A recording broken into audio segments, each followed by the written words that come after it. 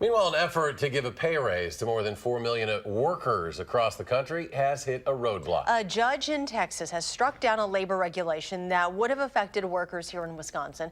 Political reporter Jessica Arp has more from Cottage Grove.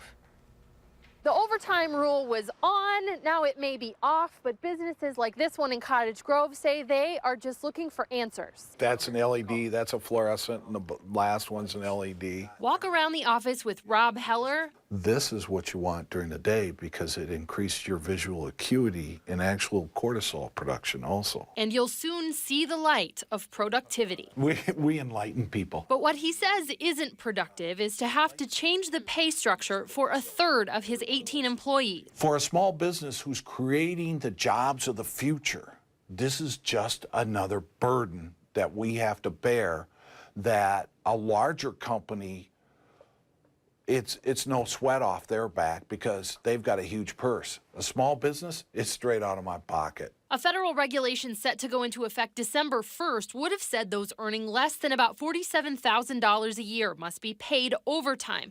Instead, a judge struck down the law in federal court, leaving the whole thing in limbo. Got this thrown on my desk a couple weeks ago, and for project manager Tyler Potter, that means he's not sure if he'll get paid overtime or not. And I actually was notified last week Tuesday about that, and to this date, I still haven't heard any more about it. Potter says his pay range is good for an entry-level job, but understands why a boost for some may be needed. Where I'm at, my range, I'm comfortable.